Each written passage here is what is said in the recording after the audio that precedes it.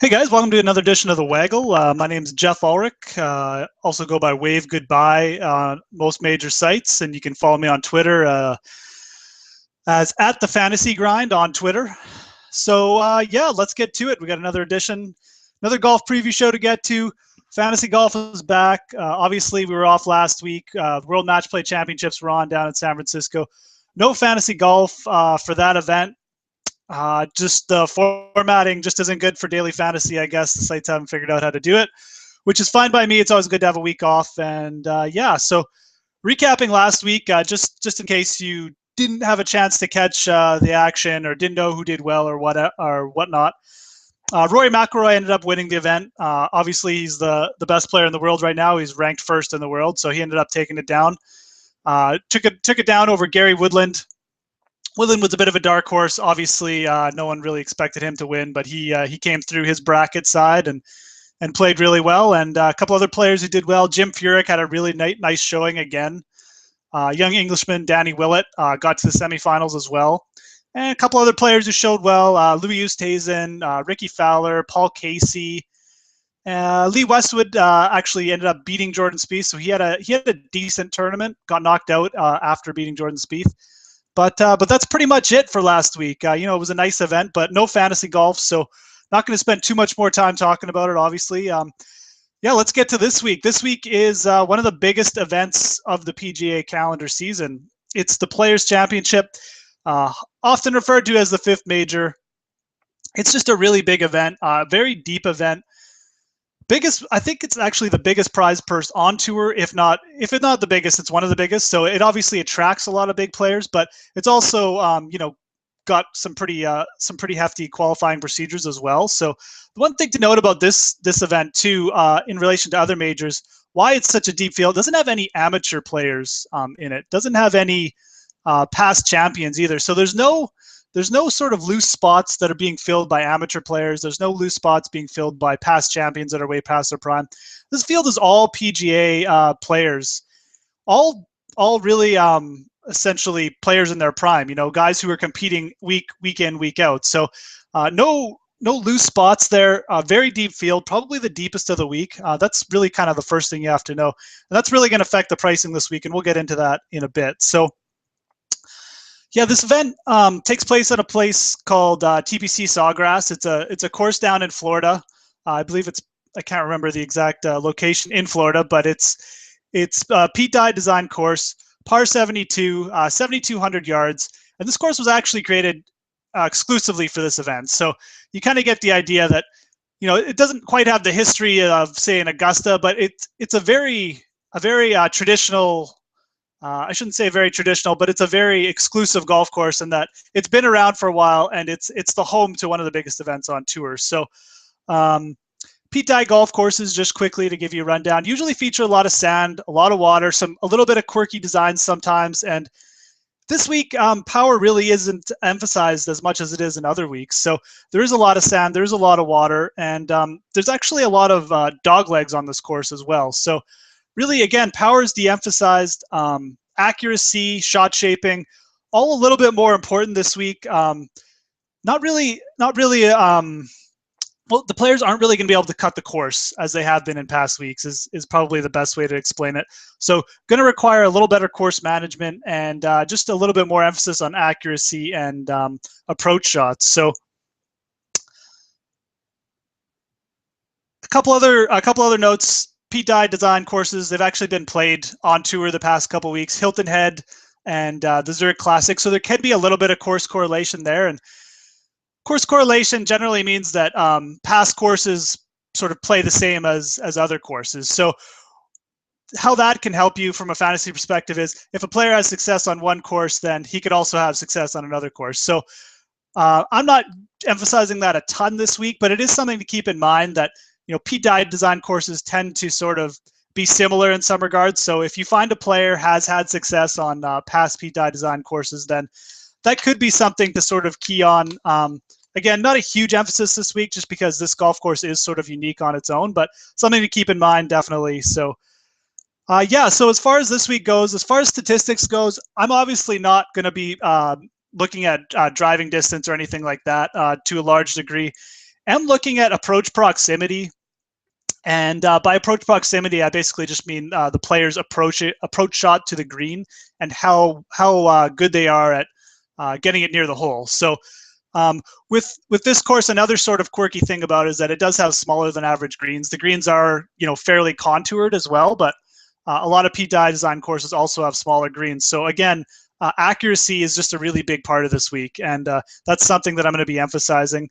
Definitely a stat I'm going to be looking at. A couple other stats that are definitely important: scrambling, so a player's ability to get up and down. So when they do miss the green, how good are they at getting the ball in and saving par?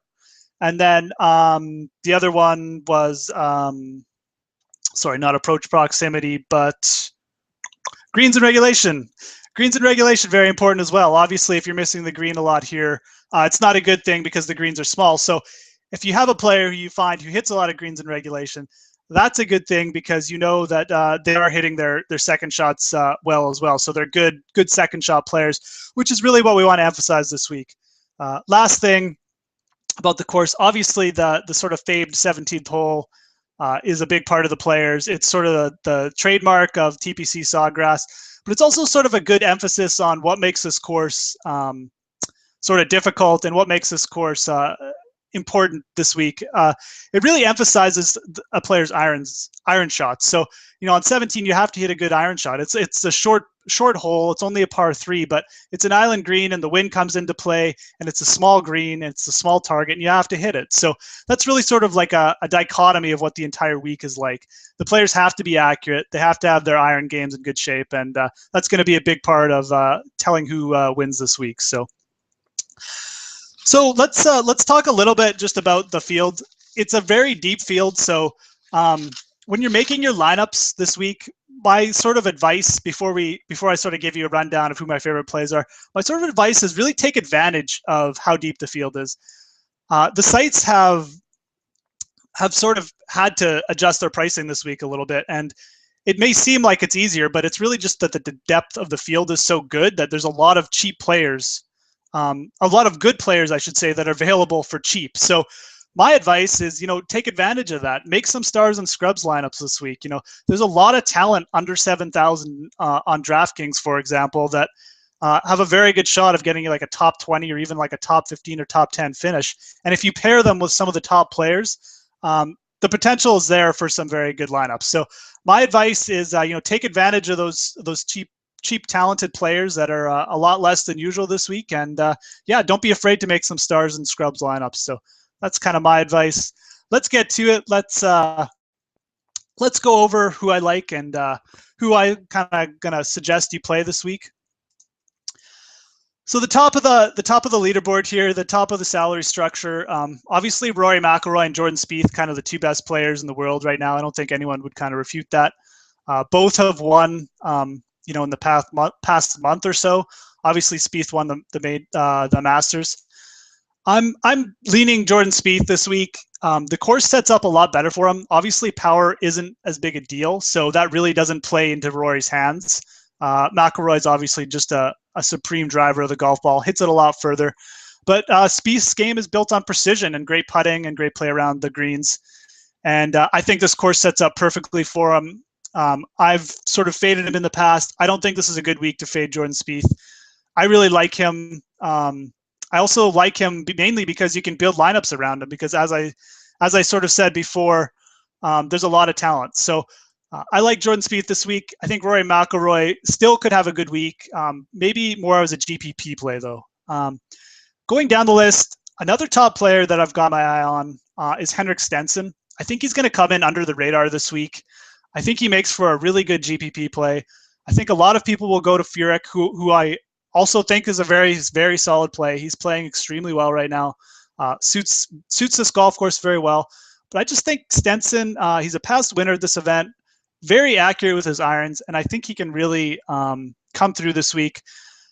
I think the course sets up well for him. He's done well here in the past, and I just like him in GPPs because I think a lot of people are sort of going to forget about him and go either all the way up to Spieth or down to Furyk. So going down a little bit more, Sergio Garcia, another top play I should mention. He's played here each of the past 10 years, and he's never missed a cut. So with course history like that, it's really hard to ignore. He hasn't been playing great lately, but he hasn't been playing awful either. So for a cash game play, I don't mind Sergio Garcia. Maybe Jim Furyk's a little bit more reliable. Maybe has a little bit more of a higher ceiling this week, Jim Furyk. But Sergio is certainly, he's got very decent course history here. So something to keep in mind. And he did win the event in 2008 as well. So Matt Kuchar, a little bit too expensive for my liking this week, but another guy who has a very solid history here.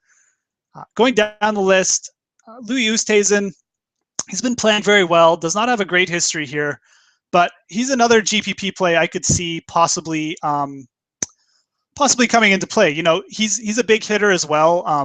The course doesn't set up great for him, but he did have some success at Hilton Head about 3 weeks ago, which I just mentioned was also a P-Dye design. So obviously he can play these courses, and I just think his form right now is extremely good. Had a really good match play. So Louis Oosthuizen kind of on my list of GPP plays this week. Pretty interesting. Just before we go any lower, let's talk about Tiger Woods for a second. Tiger Woods won here in 2013, and I actually think I would not be surprised if he had a good week this week. He's a really good iron player, and even though his short game's been kind of in shambles and his driver isn't what he used to be, he's still one of the best iron players in the world. And I think this course actually sets up better for him now than it did in the past. I wouldn't be shocked if he had another good week here. So Tiger Woods definitely on my list of GPP plays as well. I don't trust him enough to use him in cash games yet, but maybe in a couple weeks, we'll see. So going down a little bit further, Jimmy Walker is definitely a player I think is going to be very popular this week for a very good reason. He's priced extremely cheap at $8,800 for how good he is. Obviously he's won 5 times on tour in the past 2 years, and he finished 6th at this event last year. So he's played the Players. He's been in the Players Championship 5 times, made the cut 4 times. Has a best finish of 6th, and that came last year. So I really like his progression. I don't think he should be priced cheaper than Matt Kuchar or Dustin Johnson this week, or maybe even Louis Oosthuizen. He should be probably priced more in the range of Jim Furyk, to be honest. So Jimmy Walker, one of my favorite value plays this week. He's just priced too inexpensive for my taste. Going down a little bit, Hideki Matsuyama, player I really like, a good iron player as well. So again, maybe won't be heavily played, but maybe a good GPP play to keep in mind. Going down a little bit further, Ricky Fowler is another GPP play I'm sort of really looking at this week. Fowler has not been that great this year, but he's sort of shown some signs of life lately. And he sort of tweeted out a little while ago that he's swinging good. He just hasn't had the putts to drop. And he just seems like the player, a player right now that, is about to break out in my mind. I think it could be this week. I like him a lot as a GPP play. I think he's going to be overlooked. I think a lot of people will play Walker, Matsuyama, Westwood, and Zach Johnson, and I think they'll sort of forget about Ricky Fowler. So he's another player on my list of GPP targets. Going down a little bit further, a couple of really good cash game plays, Lee Westwood and Zach Johnson. I won't talk too much about them, just to say they have very, very solid histories at this event. Zach has made 9 out of 10 cuts, has a second place finish here. Lee Westwood has numerous top 10s here, very solid record. Both playing solid lately. I really like them both for cash games. They're both very, very affordable. Should be fairly highly owned, but I like both of them for cash games, definitely, and for GPPs, really. If I had to choose between the two, I might lean Zach Johnson just because he might be a little bit lower owned for GPPs, but both are very solid plays. Kevin Na, another player, just a type of player that whose game should really fit this course. Relies more on accuracy than power. Been playing and hitting the ball extremely well lately. So Kevin Na, another player. Again, you're just kind of seeing right now how deep the field is. Having to choose between Westwood, Johnson, and Na, really tough decision. But those are the type of decisions you're going to have to make. All guys have pretty good records of this event. All sort of suit the event, all sort of suit the course, I should say, in their own way. So some players you can target there for sure. Very affordable, very deep field this week. And one thing I think that you need to keep in mind is just really looking at the pricing this week. So there's some players that are definitely underpriced this week, but there are also some players that are overpriced. So Cameron Tringali never made the cut here. yet for some reason he's priced almost the same as Zach Johnson and Lee Westwood. You know, going down a little bit further, you know, we see Patrick Reed at 7,600. Why Cameron Tringale is priced more than Patrick Reed, I have no idea. Cameron Tringale never won on tour. Jamie Donaldson never won on tour. You know, Patrick Reed, multiple winner on tour, one of the best young players right now. Only played this event once and missed a cut, but that doesn't really concern me. You know, he did well at another Florida event this year, the Honda Classic. He's going to be maybe the highest owned player. He's going to be very highly owned. And he's definitely good value this week at 7,600. You have to take advantage of that. So definitely we'll have a little bit of exposure to him. Going down the list a little bit more, we see some other players here. JB Holmes maybe doesn't fit this course great, but actually has a few top finishes this week. So something to keep in mind. He has actually done okay at this course. Has a 6th place to his name and another top 10, I believe. And again, you kind of see, you know, some pricing mistakes again. You know, Chris Stroud, a decent young player, but maybe should not be priced this high. Russell Knox, I actually think is priced fairly. Actually, now that we're kind of at this price range, there's about 3 or 4 players right in around 7,300 that I'm really sort of keying on this week. So Russell Knox just had a really good, very solid player. Had a fairly solid stretch of results lately. Bring them up here. A player whose game really suits this course. Again, not a power hitter by any means, but very accurate, good approach shots, has really been hitting the ball well lately. T18 at RBC Heritage, and then another decent result at Zurich Classic, both Pete Dye courses, and especially the RBC Heritage, there is some course correlation there. So, you know, Knox finished 34th here last year. I really like his game for this course. I think he's fairly priced this week, and definitely a player I will have a little bit of exposure to. Another player, Daniel Berger at 7,400. This will be the first time he plays this event, but he's played here as an amateur as well and done pretty well. And again, he's from the state of Florida. Did well at the Honda Classic. Another sort of similar course to this week. I would not be surprised at all if Daniel Berger has another good result. So another young player with Knox to sort of keep in mind. And then my third sort of young player in this price range is Brendan Todd. Again, he finished 4th at Hilton Head, another Pete Dye design course. Another player who, you know, really good with his sort of wedge game and approach shots, and relies on accuracy more than power. So should suit this course very well. I really like the form Brendan Todd has showed over the past month or so, and another guy I would not be surprised if he does well, if he you know, surprises and gets a top 10 here or something. So definitely a decent price for Brendan Todd. And the last player in this price range I'm really targeting is Ian Poulter. Poulter's had a very, very solid season. At 7,200, he is just way underpriced in my point of view. He's got a long history of playing this event. Has actually a 2nd place at the Players at TPC Sawgrass, so that kind of gives you an idea. Played very well at the Masters, T6. Again, played very well at Hilton Head, another Pete Dye design course. So he's got very good form coming in. He's got some course history here. At 7,200, you have to take advantage of that and play some Ian Poulter this week from my point of view. So let's keep kind of rolling down the list here. Webb Simpson doesn't have a great history at this event, but you know, has played well at Hilton Head before as well. So another little bit of course correlation. Could be good for a GPP play. I don't like the fact he doesn't have a good result here, but he has been playing well this year. So another player you could kind of keep in mind when you're making your lineups. Going down a little bit, Harris English is fairly cheap, 7,000. Gary Woodland last week, runner-up. Won't be shocked if he carries some good form in this week.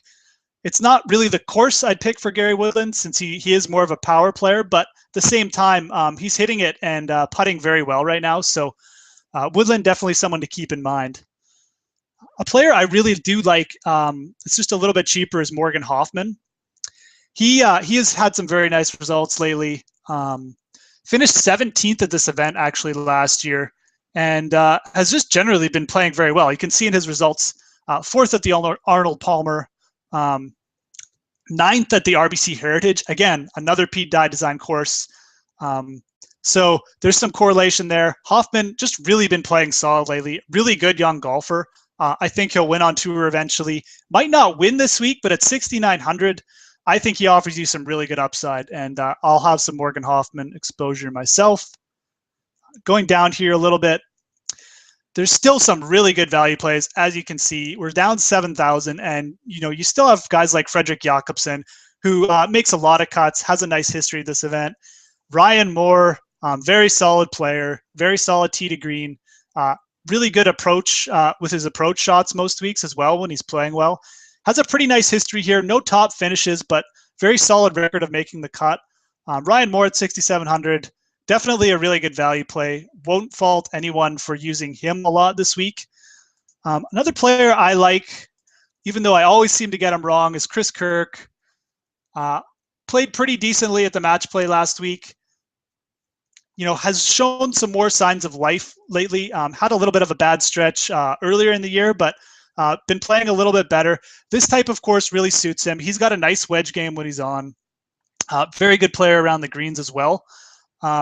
Bit more of a GPP play maybe, but I really like him for this course. He has some nice finishes here. I believe he has a top 20 to his name. So Chris Kirk, again, for 6,700, really nice value this week. Daniel Summerhays, another type of player who fits this course very well at 6,500. I believe he has a couple top 25s or top 30s at the Players. Really suits this course. I like Daniel Summerhays at 6,500. Again, just another amazing value play this week that you can find. Brandon de Jong, really accurate iron player. Again, should suit this course. I won't be shocked if he has success this week. He's been playing fairly solidly all year, like he does usually. At 6,500, I think he makes for a great play. Could see him landing a 20th or better. Obviously he's not the type of player who you expect to win, but at 6,500 for, say, a cash game play, or maybe even like a tournament filler, not a bad.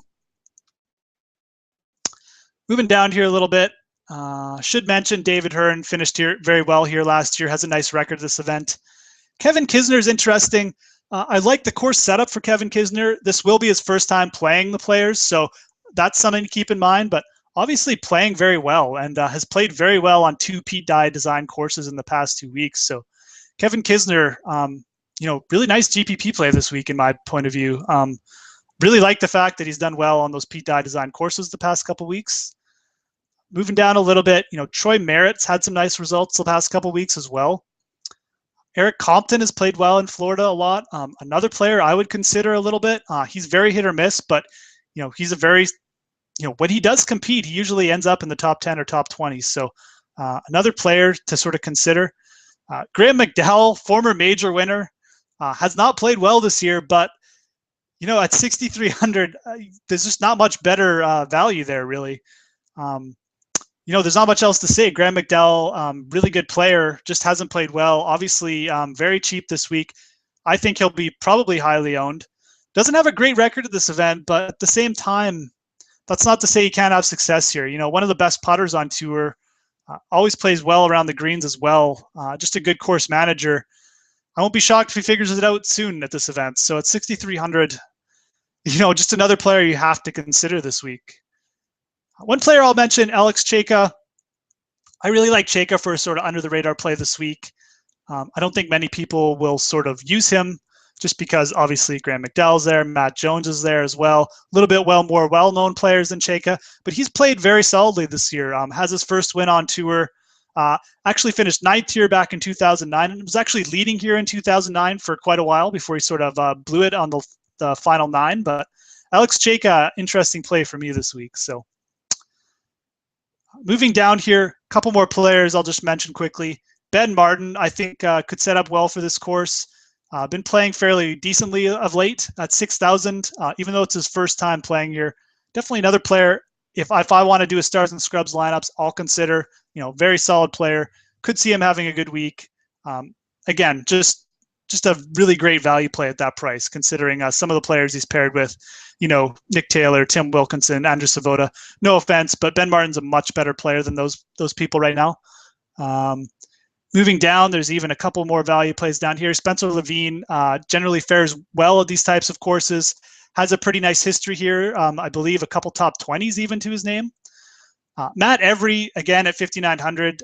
He's a bit of a boomer bust, but, he's won twice on tour, plays well in Florida, really sets up well for this course. So Matt Every at 5,900, that's just a great value play. Definitely a guy I will pair with some big hitters in a few lineups. Going down, I'm not sure there's too many other players I would touch here. But again, there's still some very quality players. Jonas Blixt, the guy who's gotten second at the Masters, he could have a good week. Rory Sabatini, never that bad. I should say he's a quality player, or he's been a quality player before. Stuart Sink at 5,600 actually has a pretty solid record of this event. Hasn't been playing great lately, but again at 5,600, all you need him to do is make the cut. And same goes for Bo Van Pelt, who showed some signs of life recently. He generally plays well at Pete Dye Design courses. Had a 9th, I believe, at RBC Heritage at the Hilton Head event. So, Bo Van Pelt, very nice record at the Players. 5,500.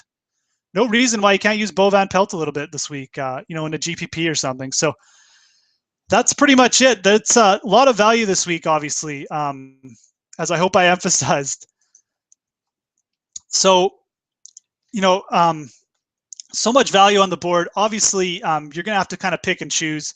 A lot of choices to be made this week, not only at the top end, but really at the bottom end. You're going to have to sort of pick and choose which of those value plays you like the best, and then which of the top plays you want to pair them with. So for me, I'm probably going to be leaning Spieth over Rory in cash games for sure. I think he's going to be higher owned, and I think Spieth is a superior play for cash games. Some other top players who I think will be fairly highly owned: Jimmy Walker, Ian Poulter, both guys who are really good values. Definitely good for cash game plays as well. And a couple other guys, Ryan Moore, definitely another player who you probably see pop up in a lot of cash games. So that's about it for this week, guys. I hope you enjoyed it. Obviously take a look on DraftKings. There's a lot of great tournaments this week. I know I'll be playing in the $100 pressure putt. I think it's a really nice buy-in point. There's also a $20 buy-in there this week. So lots of action this week. Also check out Victiv. They're still running qualifiers to their US Open event. So lots of tournaments, lots of action on Victiv this week as well. Good luck in the tournaments. Once again, I'm Geoff Ulrich, or Wave Goodbye on most major sites. You can follow me as @FantasyGrind on Twitter. And keep checking back to RotoCurve as well. Lots of great fantasy content. Keep using the sites. Keep using the site, I should say. If you haven't checked it out already, definitely check it out. Lots of great content. Always looking to decrease the player's learning curve there. Always, updating with baseball, and will be with football in the future as well. So thanks for tuning in, guys. Good luck in your contest this week, and I'll talk to you next week.